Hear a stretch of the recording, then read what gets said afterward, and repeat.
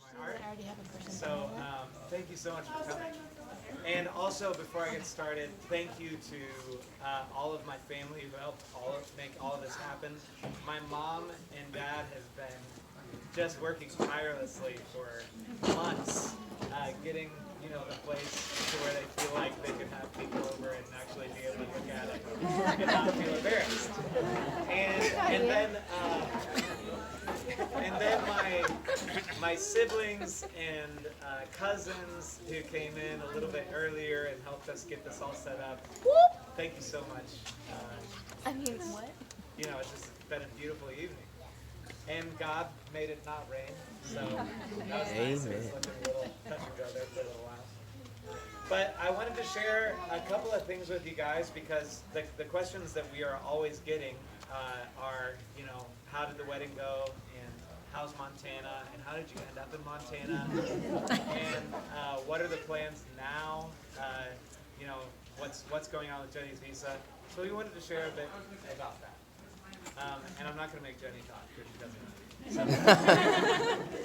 So the wedding was gorgeous. It was it was just outside of Barcelona, at a really beautiful villa that Jenny and her sister, who many of you have met, Damaris, you want to raise your hand? Damaris was able to be here, and her mom found. It was a gorgeous place. It was just a horrible situation because I wasn't able to be there for so much of the wedding planning. Horrible. And Jenny had to do most of it, and that was terrible. But I got there, and we were, it was a beautiful ceremony, and we got to have all of our family, all of my siblings were able to make it, and their spouses, some of their kids as well. A lot of people that I got to meet while I was in Spain were able to make it, Jenny's family. And so it was a pretty small ceremony. It was actually smaller than this. There were fewer people there than there are here right now. But it was a nice, quaint little ceremony, and it was great. I don't know if you guys were able to see the slideshow inside, but it was great. And I was in a tux, and she was in a beautiful dress. And so anyway. So then we were able to come back here, and we went, to Montana, and we spent our honeymoon in Glacier, which was an amateur move on my part because it was April and Glacier wasn't open yet. We were on a golf course, and we wanted to go see beautiful things in Glacier, and it was rainy the whole week, and most of it wasn't open because of the snow. I mean, the snow doesn't leave Glacier for, the roads were still closed in June. So, not a great move on my part, but that's okay. But we had a great time.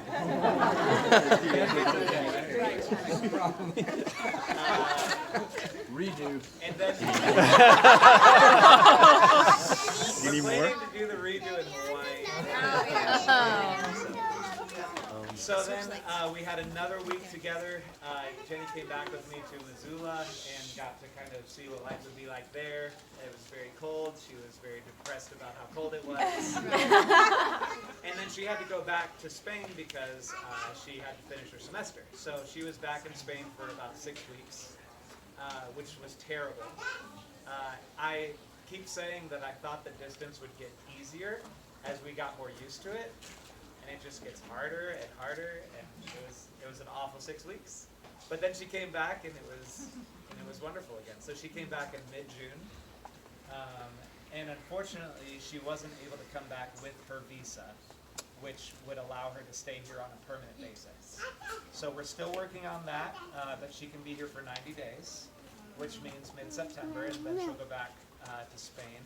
We hope not for very long, but we're not sure what'll happen on that. So, and then Montana has been wonderful for me. It's been wonderful for work. It's a little bit hard not being around my community here.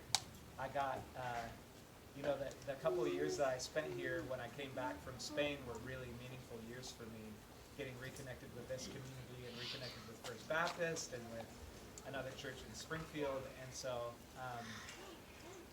we're kind of, up in the air right now about whether it'll be Montana long term or it'll be we're thinking Missouri is in our near future. So if my brother can't convince me to come to LA, or my sister can't convince me to come to Chicago,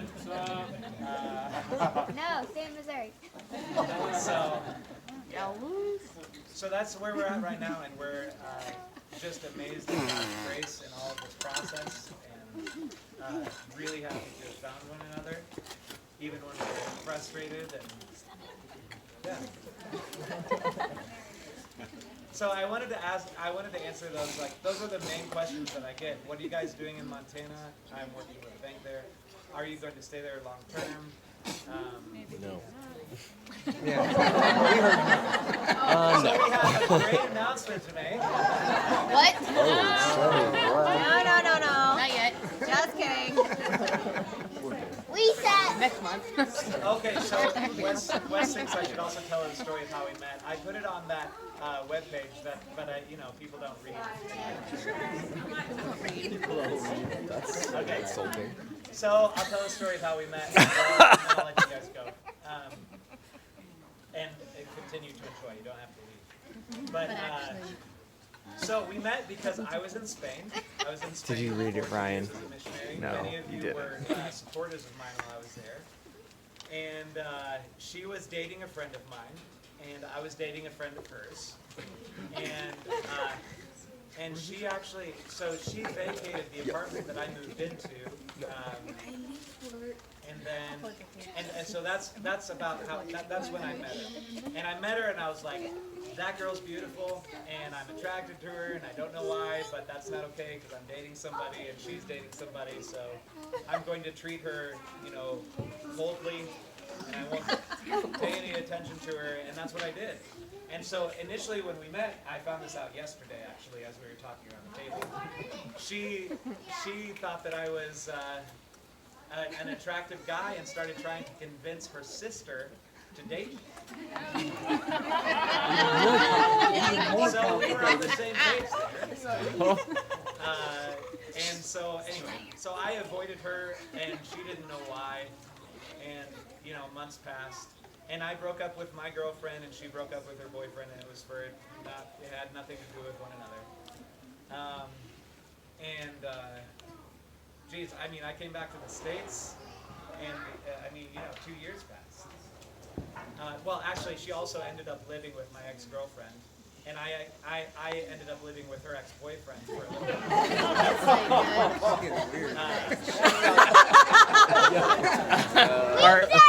Are either of them here? Are they here?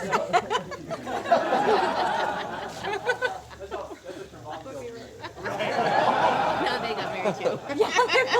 Right. So a couple years went by, and I've had these conversations with so many of you about how I want to be married and I wanted to find the right person. So many of you I've had this conversation with over and over again, and one of the times I was having, one of the thousands of times I had this conversation with my dad.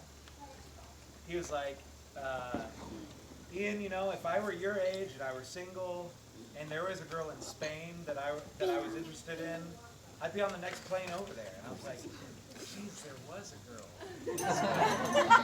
I wonder what's going on with her. So I looked her up, and I started trying to get in touch with her, and she was like cold shouldering me because of vengeance. No! Rein it in. But also, I was trying to figure out how to, what my in was, and I saw that she goes to this seminary in Barcelona, and the seminary posted that she had shared her testimony. And so I was like, perfect Christian intro. And I said, Jenny, I would love to hear your testimony. And she said, I'll tell you next time you're in Barcelona. And I said, I don't know when I'm going to be in Barcelona next. So maybe we should do this over Skype here. And so then I convinced her to do Skype with me. And then, from the first time that we actually got to have a conversation, video to video, face to face, I was like, I'm really into this girl. And so that was December of 17, and I bought a ticket to go see her in early January of 18, and I went to see her in February, and then she came to see me in March. I went back to see her in August and brought a ring with me. Actually, I told her mom when she left here in March. I texted her mom. I said, Rosa, I want to buy a ring. She was like, yes! So I bought a ring and took it to her. And we got engaged on a deserted beach in Spain in August. And saw each other another time in December. And then we had the civil ceremony in February and got married in April. So. Woohoo!